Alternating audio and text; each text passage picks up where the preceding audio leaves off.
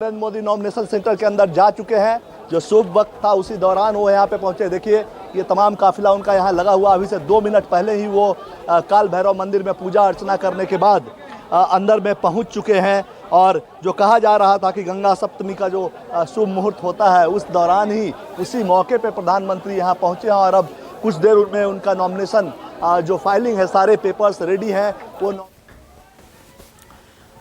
और ये तस्वीरें प्रधानमंत्री नरेंद्र मोदी जब कलेक्ट्रेट ऑफिस पहुंचे, नॉमिनेशन सेंटर पहुंचे, उस दौरान की आपको दिखा रहे हैं। गंगा आरती करने के बाद, बाबा काल भैरव का आशीर्वाद लेने के बाद नॉमिनेशन सेंटर आते हुए प्रधानमंत्री नरेंद्र मोदी को आप देख पा रहे हैं। कुछ सेकंड पहले की तस्वीरें हैं। जैसा कि कुमार गौरव बता रहे हैं कि प्रधानमंत्री नरेंद्र मोदी नॉमिनेशन सेंटर में जा चुके हैं अपना नॉमिनेशन फाइल करने के लिए। गौरव, ओवर टू यू।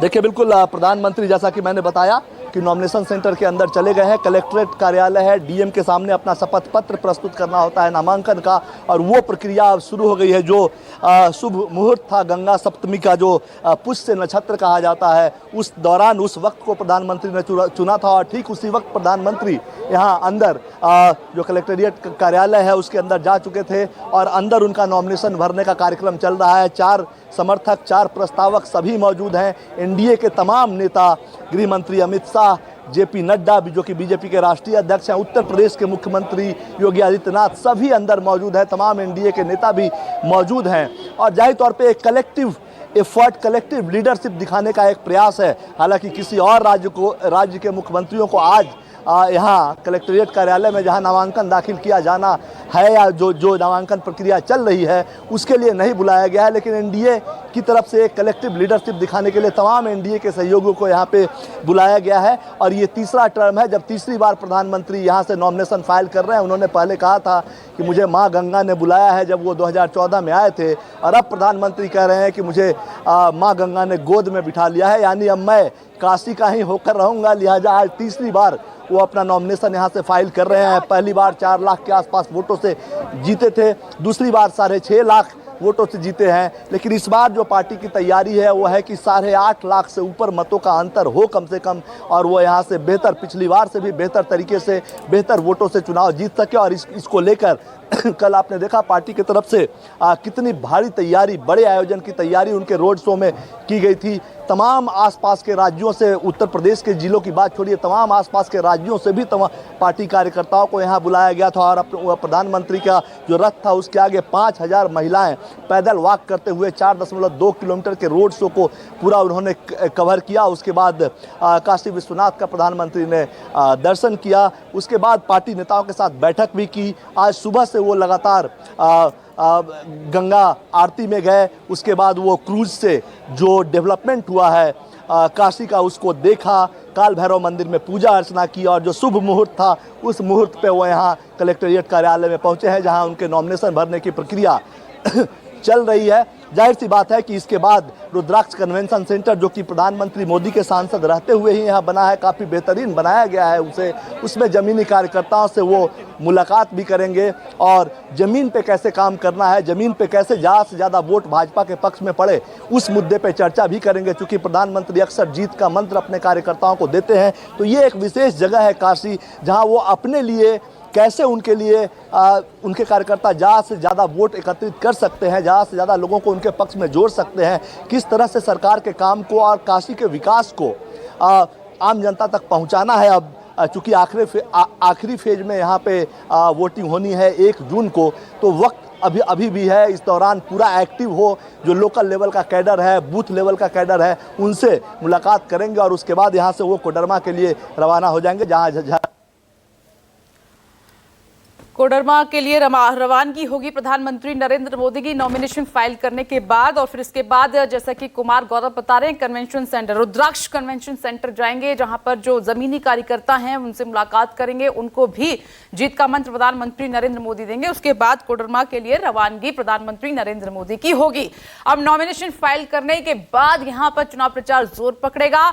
यह वाराणसी का भले ही नॉमिनेशन है, लेकिन यहां से बीजेपी, खुद प्रधानमंत्री नरेंद्र मोदी पूर्वांचल की उन सीटों को साधने की कोशिश कर रहे हैं जहां पर बीजेपी कमजोर है या उनको जीत नहीं पाई है, जिसमें कई सीटें हैं, जैसे आजमगढ़ है, गाजीपुर है, जौनपुर है, लालगंज है, घोसी है, ऐसी सीटें जहां पर बीजेपी अपना कमल नहीं खिला पाई, तो यहां से वहां असर करने की भी कोशिश है। यानी वाराणसी से आप देख रहे हैं सुपर सीट है, प्रधानमंत्री नरेंद्र मोदी हैट्रिक लगाने की तैयारी कर रहे हैं। अगर 24 में वो फिर से जीत जाते हैं तो हैट्रिक हो जाएगी। और जितने भी वहां पर वाराणसी के वोटर हैं, जनता है, प्रधानमंत्री नरेंद्र मोदी को सवाल पूछा गया है, मुद्दे की बात की गई तो काफी हद तक जो है उनके पॉजिटिव बयान सामने आए कि काम हुआ है। दो तस्वीर एक बार फिर से हम आपको दिखा देते हैं। काल भैरव मंदिर की तस्वीर, जहां पर बाबा काल भैरव के दर्शन करते हुए, आशीर्वाद लेते हुए प्रधानमंत्री नरेंद्र मोदी। दूसरी तरफ जब वो नॉमिनेशन सेंटर पहुंचे उस दौरान की तस्वीर हम आपको दिखा रहे हैं। फिलहाल नॉमिनेशन सेंटर कलेक्ट्रेट ऑफिस के अंदर ही प्रधानमंत्री अपने प्रस्तावों के साथ मौजूद हैं और वहां पर वो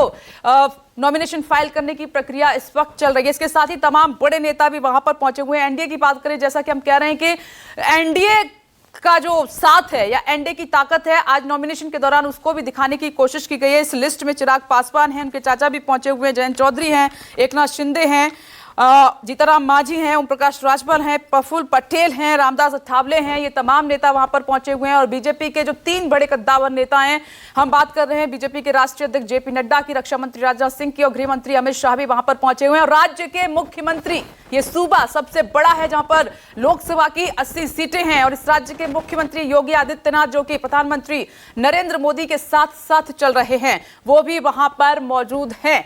दिल्ली की गद्दी का रास्ता यहीं से तय करना होता है। जो सबसे ज्यादा सीटें उत्तर प्रदेश से जीत लेता है उसकी दिल्ली में सरकार बन जाती है। लेकिन सबसे अहम और बड़ा रोल प्ले करता है वो उत्तर प्रदेश का पूर्वांचल इलाका है। यहां की सीटें जो जीत लेता है उसकी जीत पक्की हो जाती है। इसीलिए बीजेपी ने वाराणसी सीट में जो शक्ति प्रदर्शन किया है उसका असर उन सीटों पर भी छोड़ने की कोशिश की गई है जहां पर बीजेपी कमजोर है। उनके नाम जैसा कि हमने आपको बताया, कई सीटें लहर के बाद भी बीजेपी पूर्वांचल की नहीं जीत पाई। तो 24 में क्या कमल उन सीटों पर खिलेगा, ये देखना होगा। फिलहाल ये 2 तस्वीरें एक बार फिर से हम आपको दिखा रहे हैं। तो बड़ी खबर आपकी टीवी स्क्रीन पर, नामांकन करने के लिए कलेक्ट्रेट ऑफिस में मौजूद हैं इस वक्त प्रधानमंत्री नरेंद्र मोदी और नामांकन दाखिल अपना कर रहे हैं। प्रधानमंत्री नरेंद्र मोदी अपने प्रस्तावकों के साथ वहां पर मौजूद हैं। गृह मंत्री अमित शाह, रक्षा मंत्री राजनाथ सिंह कलेक्ट्रेट दफ्तर में ही मौजूद हैं और एनडीए के उनके कई साथी भी मौजूद हैं इस वक्त। हमने नाम भी आपको बताए, बीजेपी के जो 2024 में साथी हैं उन्हीं सभी पार्टियों से बुलाया गया है यहां पर, वो सब पहुंचे हुए हैं। और चलिए बड़ी खबर आपको बता दें, नामांकन के लिए कलेक्ट्रेट पहुंच चुके हैं प्रधानमंत्री नरेंद्र मोदी और थोड़ी ही देर में नामांकन फाइल करेंगे। आपको बता दें साथ में गृह मंत्री अमित शाह मौजूद हैं, रक्षा मंत्री राजनाथ सिंह, वह सभी कलेक्ट्रेट दफ्तर में इस वक्त मौजूद हैं। और साथ ही एनडीए के कई नेताओं के भी नामांकन में पहुंचना उनका शुरू हो चुका है। तो पीएम मोदी भी कलेक्ट्रेट ऑफिस पहुंच चुके हैं। आज तीसरी बार नामांकन दाखिल करेंगे प्रधानमंत्री नरेंद्र मोदी। थोड़ी ही देर में नामांकन दाखिल करेंगे प्रधानमंत्री। आज का दिन काशी वासियों के लिए, वाराणसी के लिए बेहद अहम, बल्कि ये कहा जाए कल से ही जिस तरह से प्रधानमंत्री बनारस में हैं, वाराणसी में हैं, कल बड़ा रोड शो हुआ, अब आज नामांकन दाखिल करने से पहले किस तरह से पहले मां गंगा के दर्शन किए, पूजा अर्चना की, उससे पहले काल भैरव के दर्शन, पूजा अर्चना करते नजर आए। और अब देखिए कलेक्ट्रेट ऑफिस पहुंचे प्रधानमंत्री नरेंद्र मोदी और यहां पर नामांकन दाखिल करने के दौरान तमाम बड़े दिग्गज उनके साथ मौजूद हैं। गृह मंत्री अमित शाह कलेक्ट्रेट ऑफिस में मौजूद हैं, रक्षा मंत्री राजनाथ सिंह वो भी नामांकन के दौरान प्रधानमंत्री के साथ ही रहेंगे और साथ ही 12 राज्यों के सीएम भी आज इस नामांकन के गवाह बनेंगे। तो तीसरी बार प्रधानमंत्री नरेंद्र मोदी नामांकन दाखिल कर रहे हैं, तीसरी बार वाराणसी से ही। 2014, 2019 इसी तरह की तस्वीर सामने आई थी। और कुमार गौरव जुड़ गए हैं ज्यादा जानकारी के साथ। कुमार गौरव, कलेक्ट्रेट ऑफिस पहुंच गए हैं पीएम मोदी, क्या तस्वीर वहां?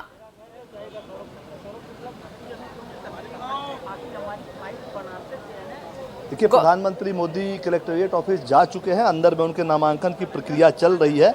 और जाहिर सी बात है, जो एक वक्त तय किया गया था कि आज का दिन जो है वो शुभ दिन है, इस वजह से प्रधानमंत्री इस वक्त पे 11:40 का आसपास का जो वक्त था उस दौरान वो पहुँचे।